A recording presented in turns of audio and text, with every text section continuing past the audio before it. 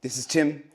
Today I'm going to teach you how to let go of a certain identity, the identity of needing to be liked, needing to get validation from others, that is keeping you, if you're a high ticket closer at least, from making 10K, 15K, $25,000 per month. You're losing money because of this identity. I know because I had this identity for a very long time. For a long time, I operated under the conditioning of I need the people that I'm talking to, the prospects that I'm talking to like me. And I optimized for that. And because I optimized for that, it costed me money, where I was stuck in this plateau of $2K, $3K, maybe $4,000.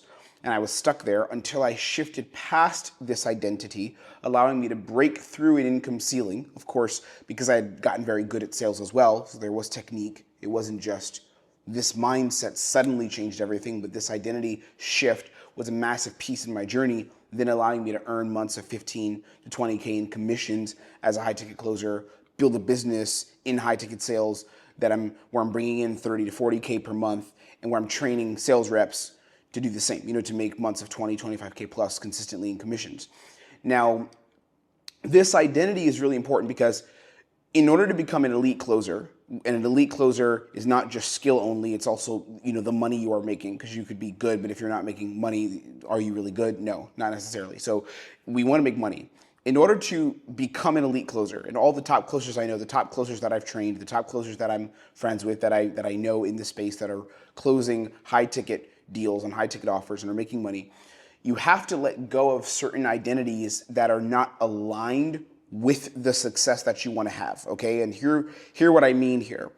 The success that you want to have is giving yourself, giving your family a better life, taking care of yourself and the people who matter most. Whether you don't have a family now or your future family, or you're just taking care of yourself, whatever that is, that spectrum, it's giving back to the people around you. It's building a better life for yourself. It's accessing freedom, accessing abundance. You want to be that person, correct? That's what we're doing this for, either for you or for others, or both. In order to do that, there's a certain identity that goes along with that person, right? So there's an identity that person holds, that they exist within, a frequency, an embodiment, a state of being that you exist within when you're at that level of performance, when you're at that level of action, when you're at that level of results. And it's very important that the identity that you take on now in the present, let's say you're making 5K a month or 6K a month and you're trying to get to 15, 20K per month in remote sales, the identity that you take is either going to help you become that person in the now, or it's going to make that journey much more difficult and keep you from actually being that person and stepping up into that potential, stepping up into that life. Now, there's certain identities that you want to move away from. An example of this would be a lack of urgency. So if you're the kind of person who has a lack of urgency in one's life, that identity is not going to help you close deals, because the way that you're going to communicate on your calls is going to be aligned with someone, with the identity of someone who does not have a lot of urgency in their own life and how they approach the world. This is why when I train my sales reps inside of protocols, one of the things that we talk about is setting a high standard of urgency for ourselves in the way that we train, the way that we show up for calls, the way that we leverage accountability, the way that we focus on the process, the way that we have attention to detail, right? We focus on training very intensely, very aggressively. The reason why is because that urgency is something that you want to bring across to your calls, bring across to your live conversations. Second thing, unworthiness around money. This is another one of those identities that does not help you. So if you believe, I don't deserve to make money, I don't deserve to charge 20K, or tell a prospect, hey, this offer is going to be 20K, the price is going to be 20K. If you don't believe that you deserve to do this, if you don't believe that you can do this as an individual, as a person, again, that's going to come across in your sub-communication. It's going to come across in the way that you interact with your prospects, in the way that you sell, the way that you pitch. And the third identity, which is a big one, and this is what today's video is on, is the need to be liked. This by far is the one that I see kill sales reps' results. This is the one that I see most commonly popping up. It's, I need to be liked. I need the people around me, the people that I'm selling to, I need them to walk away from the call or be on the call feeling I like this person. And if you're catching yourself doing this, I'm telling you right now that every single call you go with this frame, you have a high likelihood of not closing that person and losing money, because your desire to be liked is higher than your desire to get paid or your desire to help see that person create change. And I'll tell you something else that's interesting. It's extraordinarily selfish to be in this position.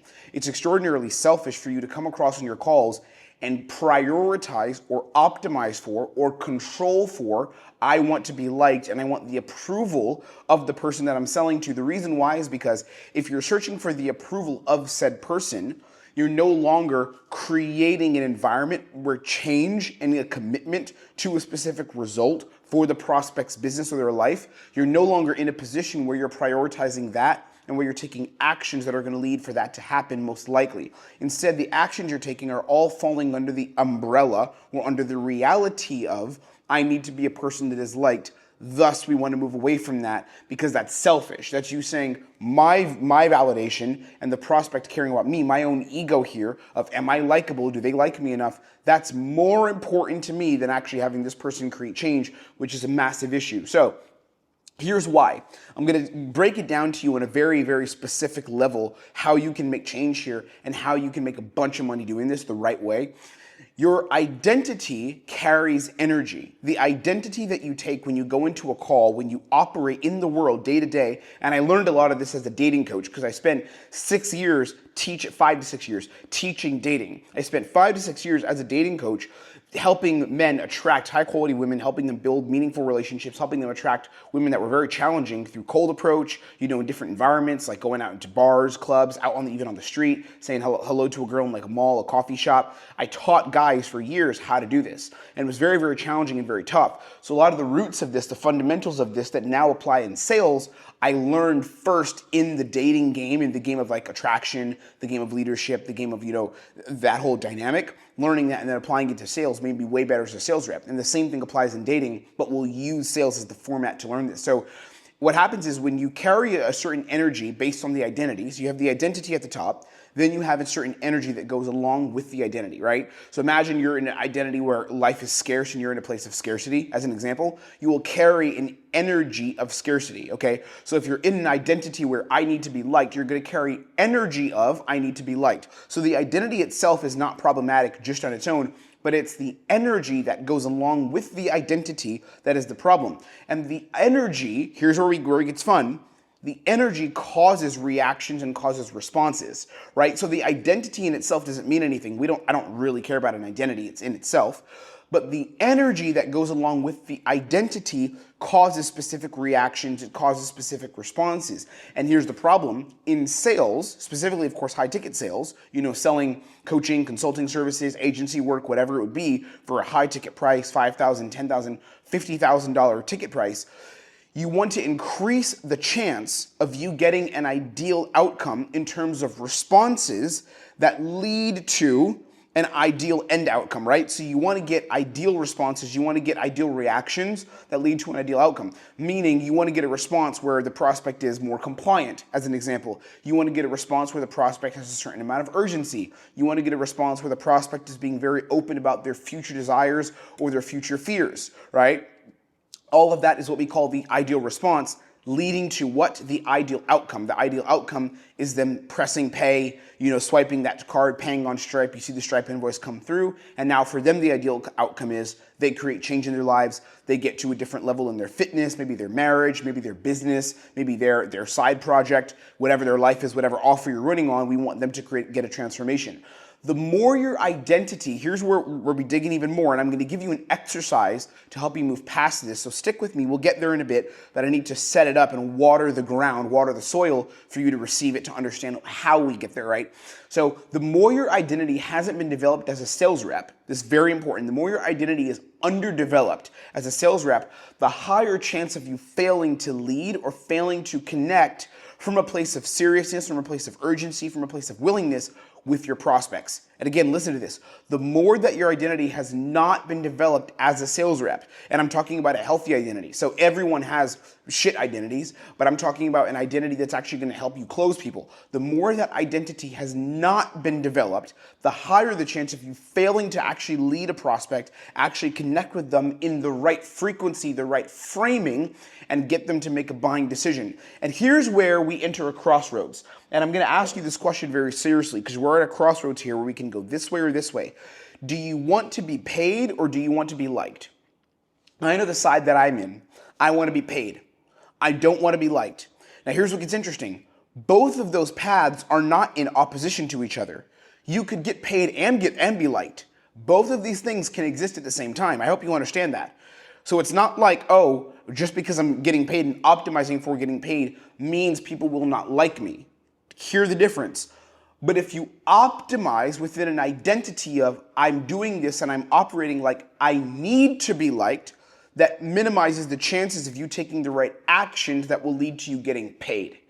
Do you see the difference? So if the optimization structure on your calls, in your interactions with your prospects is I'm here because I need to be liked by this person and I'm doing what I can to be very likable, you're essentially going to cut down and start to withdraw or move away from the process that it's actually going to take to get paid, and we don't want that to happen. So for me, I decided within myself that I want to get paid, I don't want to be liked. Now it just so happens, I think I'm a pretty damn likable guy, right? So people do like me because I use a lot of humor, I keep good vibes, I operate only in good faith, I really am just trying to help, so people do like me. Generally my calls go very well, people like me, they engage with me, it's a great time. I even have people that I've closed that I consider friends, people that are in our protocols program that I bought in, that I have an amazing relationship with, that do like me, but on the call, I'm not optimizing for being liked. Being liked is a byproduct of who I am as a person, but I'm not actively trying to make being liked the end outcome of the call. Instead, it's I want to get paid, and I'm going to do what I need to do to get paid. I'll give you an exercise about this, and I'll break down a couple principles that will help you do this correctly and increase your income overnight if you do this the right way. But I'll give you another kind of some principles. The energy that is committed when you're in a frequency of validation seeking, because there is a frequency that follows validation seeking, okay? And by frequency, what I mean is the terms and conditions, the operating system that you're using to interface with the world, okay? The way that you operate with the world, your perception of the world, your thoughts, your actions, your words, that all compiles your frequency. So if you're in a frequency where you're validation seeking, and it's not always obvious, it's very small. It could be in the way you tell a joke. It could be the way that you laugh. It could be in your micro expressions, visible on your face. It could be the way that you ask a question. I'll give it a good example of this. A lot of prospects that I know a lot of sales reps that I know who are not bad at sales, but they're okay at sales. A lot of times what will happen is one of the first things I need to train them out of, and a lot of my top guys, they all started with this and then, they got way better after training with me. One of the top things that they experience is they get bounced off their questions. So they'll ask a question that actually is pretty valuable. Maybe let's say you ask a question like, just curious, when you really lose that weight and change your life, what is it going to do for you just as a person beyond the numbers that you see on a scale, but really just you individually, what does that do for you? So let's say you ask that question, right? And the prospect gives you kind of a shitty answer. They're like, well, I think life has been really good recently, so I don't know how much would change, but I definitely am committed to doing this, and I really want to make change because I know that I need to make change. That's the answer they give you. They didn't answer your question, and a lot of sales reps will say, tell me about why you're committed, because they want to be liked. It's very subtle, and you as a sales rep, if you make this mistake, you're probably not thinking of it. You're not logically oh, I do this. So now you may be, but when you do it live, you're just I'm asking the next question, the commitment question. But in actuality, there was a question you should have asked, that you did ask, that was a good question to ask, creating a gap between where they are now versus where they want to be, that you actually did not get answered. And because you didn't get that question answered, now the prospect, the frame that they're in is, I don't need to answer this person's questions. Why is that happening? You bounced off the question. You went to a question on commitment because they didn't follow your path, so you got bounced off your path now. And then what happens, you're in a conversation where the questions that you're asking or the framing, the positioning you're coming from is not as ideal as it could be or as ideal as it should be. Not ideal, right? So what we need is we want to step out of the frequency of validation seeking, out of the frequency of let me just get the answers that are going to feel good. Let me have the conversation that's going to feel good. And instead what I want to do, here's what gets cool. The reason this doesn't work and the reason why you shouldn't go into this space of validation seeking is because in sales, oftentimes you're getting someone to act against their default decision-making process. So many people who are not, who don't have a substantial amount of self-development or self-awareness, and most people do not. I don't care how bad it sounds, but a lot of people have not worked on their decision-making ability. They have not. That's a fact. And sales helps you change the way you make decisions, actually, to where you can make very fast decisions that may not always be amazing, but at scale, making these quick decisions that are not impulsive, but that are calculated, most of these decisions are going to be better for your journey as an individual in terms of how you invest in yourself, in terms of relationships, all these kind of things, right? So what will happen is in sales, you're oftentimes trying to get someone to act against their default decision-making process, which is usually grounded in fear. Oftentimes it's grounded in fear, it's grounded in hesitation, uncertainty about the future. Oh my goodness, what happens if I don't, right? That's most people's default decision-making process. Whereas what I'm trying to do as a sales rep is I'm trying to go beyond that and get them to operate through willingness, through courage, through motivation, through seeing a clear future. All of these things are not aligned with fear of the unknown, what might happen, right? Or hold on to my money, hold on to my resources. So in order to get them to flip their decision-making process on a call, we can't allow validation-based action to guide our process. See what I mean? See how it collapses on itself and it gets really interesting? And this means that we need to do a couple things, and then I'm going to give you a very powerful exercise. In fact, I have my notes written here. I'll give you 3 specific tools you can use, 3 things that I actually use to change my entire sales game that are going to make you a whole bunch of money. So we'll get to those in a couple seconds, basically, a couple minutes here. But what it means is to do this right, what you need to do is 1, navigate fear. Learn how to navigate fear by taking ownership and taking leadership. That doesn't happen when you're in a validation seeking or approval seeking state. Number 2 is finding gaps through someone's resistance. So when someone is in a state of resistance, in a state of like, oh, let me hold back, let me pull back because I'm not sure, because I don't know, what we need to do is find gaps in the way that they're thinking, in the way that they're presenting themselves, or in the way that they're communicating. Find those gaps, navigate them, push past them, not aggressively, not in a pushy way. When I say push, it doesn't mean that it has to be aggressive, but we can push in a very intelligent way. We can push in a very nuanced way, aka the framing trainings that I talk about on this channel, right? So find those gaps. And then what we need to do is lean into discomfort. Leaning into discomfort means being willing to have the conversations that this person, the prospect who's in a fear state, may not be willing to have with themselves. And that's what we need to get to, where we're willing to have those conversations, those uncomfortable conversations, lean into the discomfort when the prospect may not be able to. That doesn't happen when you're in a validation-seeking state. We need to remove the state of seeking validation and step into courage, if that makes sense. Now, I'm going to give you a really cool exercise because these actions that you're doing, they can't happen when you're optimized for being liked. Like these actions where you navigate fear, where you find the gaps, where you lean into discomfort, it doesn't happen when your biggest optimization is, I need to be liked, I need to be liked. It doesn't happen. It cannot happen in that way. And I'm going to give you a cool exercise, 3 exercises actually that kind of all come into one that'll change the whole game for you.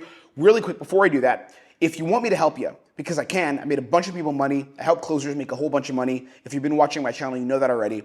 We really take people through a ringer and take them through solid 4 to 8 months of intense, radically transformational training to help them become the best closer they can possibly be and fulfill their potential and make the most money absolutely possible. Okay, what you can do, I don't sell you anything here. I'm not pitching you anything in terms of like buy a program.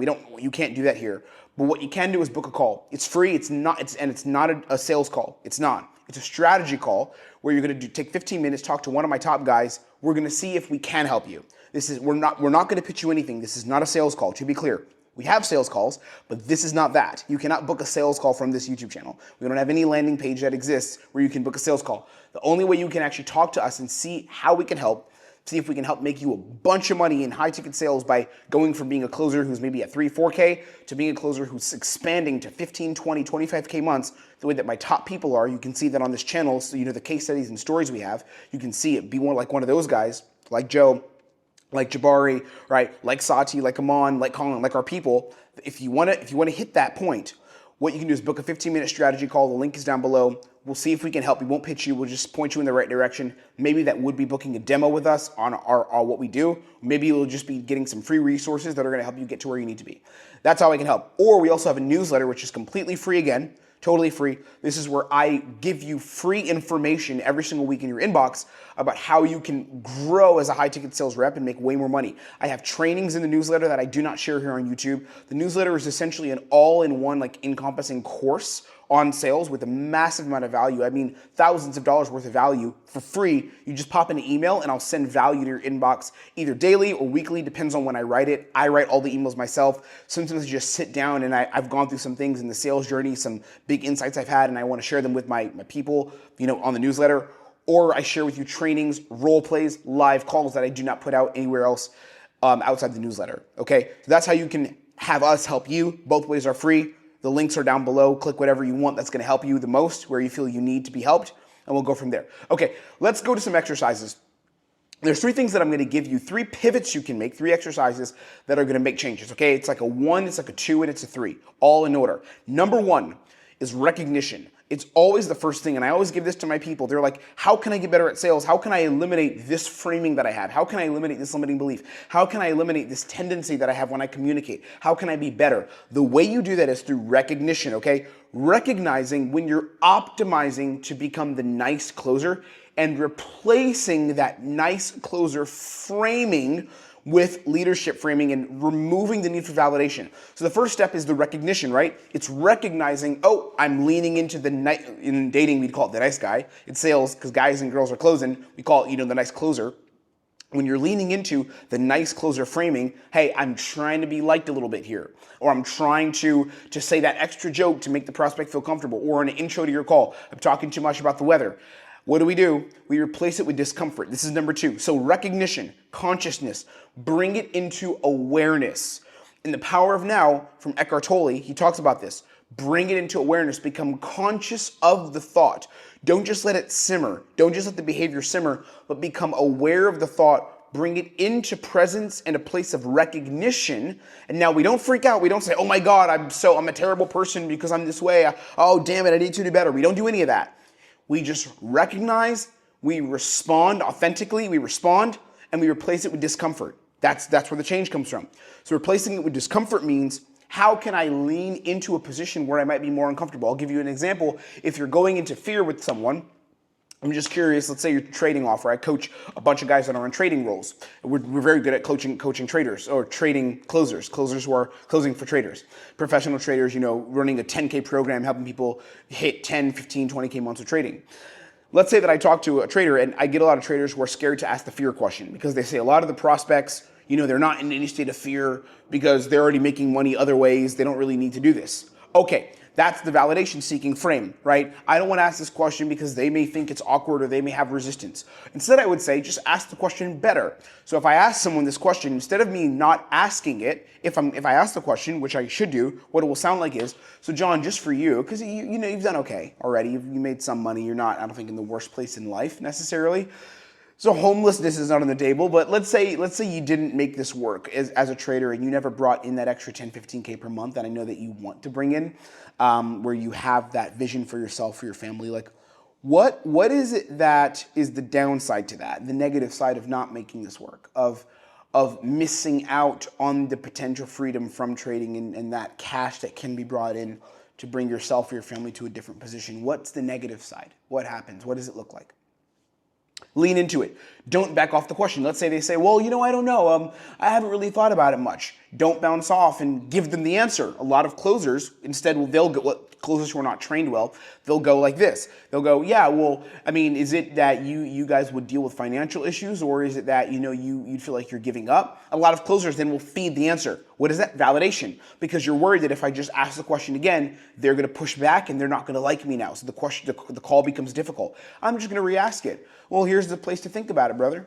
This is the space where we do it. What does it look like? What's some of the downsides to it? It doesn't mean that your whole world's going to fall apart. I'm not saying that. But what are some downsides? Because they definitely are there.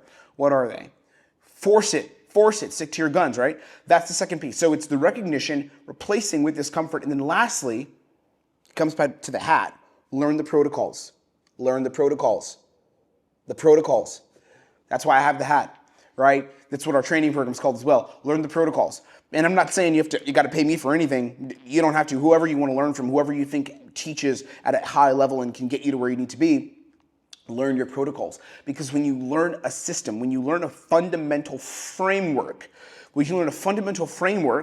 you absolutely will be able to make more cash. When you learn a framework, it allows you to move away from validation seeking because your process, your protocols as I call it, your process is so dialed in and so solid that you no longer have to get bounced around and wonder, how do I ask this? How do I say this? Because you are process oriented, right? I'm a highly process oriented guy. It's like I talk a lot about identity and the mindset and the energy. I talk a lot about frequency. I know I do, but I'm oriented around process and technique. And from the technique, we build a better identity around that. So if you learn the protocols, as the hat says, if you learn the protocols, you will make money because it's easier to recognize when you're going into validation seeking. It's easier to recognize when you are moving away from discomfort and when you're moving into safety, which you never want to do as a sales rep, ever, right? That's the game, okay? Hopefully it made sense. Again, if you'd like me to help you, no, not selling you anything here, just book a call. It's 15 minutes with my team. We'll see if we can help. And if we can, then we'll invite you to book a proper demo call. And if we can't, hey, we can't. All good. We're going to give you some free value and we'll move on from there. That's how we do it. But otherwise, be blessed. I want you to go make a bunch of money. Use this. Don't just watch it and feel entertained and like Tim's cool, yeah, good video stuff. Actually take it and go make some money. Wake up, get out of the haze. Don't coast. Don't be complacent. Let's go make some money. I'll see you on the next one. Goodbye.